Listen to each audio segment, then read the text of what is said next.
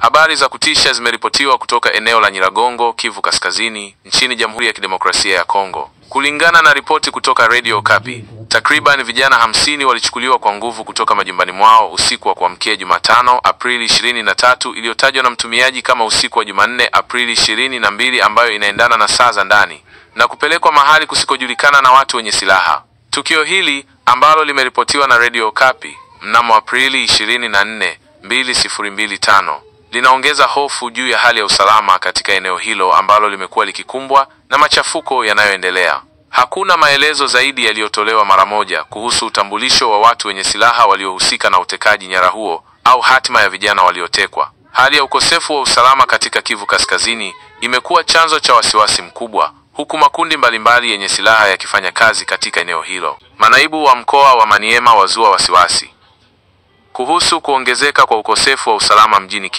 Kindu, DRC.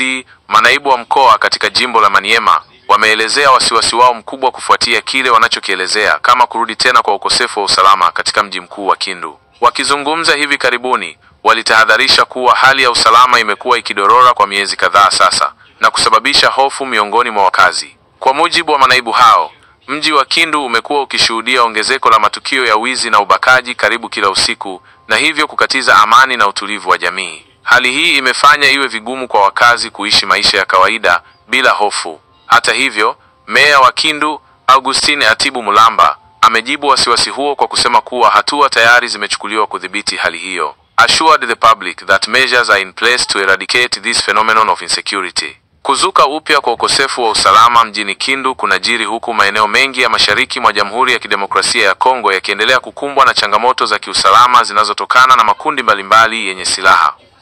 Miaka 20 jela yatafutwa dhidi ya Matata Ponyo.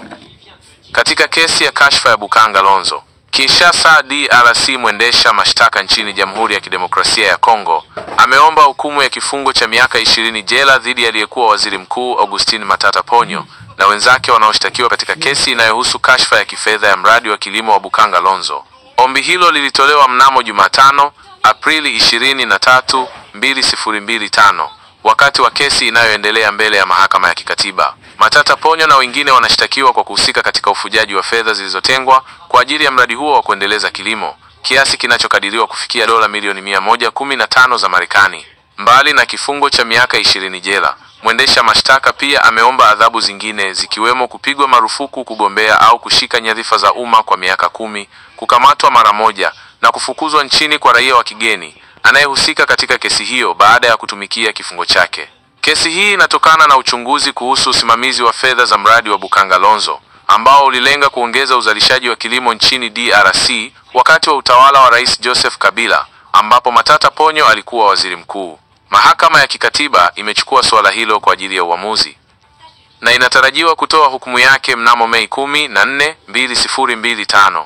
Matata Ponyo amekuwa akikanusha mashitaka dhidi yake, akidai kuwa kesi hiyo inachochewa kisiasa. Hata hivyo, upande wa mashtaka unasisitiza kuwa kuna ushahidi wa kutosha kuthibitisha kuhusika kwake katika ufujaji wa fedha za umma zilizotengwa kwa ajili ya mradi huo.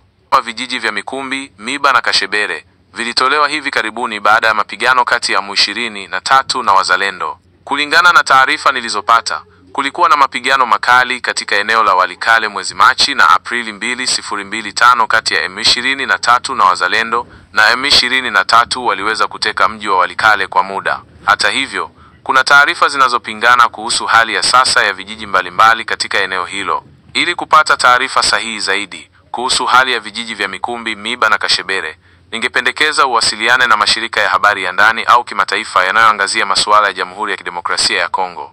Kulingana na taarifa zilizopatikana, hakuna kamati yenye jina kamili la Kamati ya Uendeshaji wa Ushirikiano wa Studio za Kufanikiwa katika miradi yake iliyopatikana moja kwa moja kwenye matokeo ya utafutaji kuhusu Jamhuri ya Kidemokrasia ya Kongo, DRC. Hata hivyo, kuna mashirika na mipango mbalimbali inayofanya kazi nchini DRC kusaidia na kuendeleza vyombo vya habari, ikiwa ni pamoja na studio, kupitia ushirikiano, mafunzo na usaidizi wa miradi. Mfano mkuu ni Studio Hirondele RDC, ambayo ni sehemu ya Foundation Hirondele. Shirika hili linafanya kazi kwa kushirikiana na vyombo vya habari vingi nchini DRC, vikitoa msaada katika uzalishaji, utangazaji, mafunzo kwa waandishi wa habari na usaidizi wa kimuundo ili kusaidia studio na miradi yao kufanikiwa. Kuna pia juhudi zinazofanywa na mashirika ya kitaifa na kimataifa kutoa mafunzo kwa waandishi wa habari, kuimarisha maadili ya habari na kutetea uhuru wa vyombo vya habari nchini DRC. Juhudi hizi zinalenga kuboresha uwezo na taaluma katika sekta ya vyombo vya habari kwa ujumla, ambayo inaweza kuchangia mafanikio ya studio na miradi inayohusiana. Inawezekana unarejelea moja ya mipango hii ya ushirikiano au juhudi nyingine zinazofanana katika mazingira ya vyombo vya habari nchini DRC. Ikiwa una jina maalum la shirika au mpango akilini, naweza kujaribu kutafuta habari zaidi kukuhusu.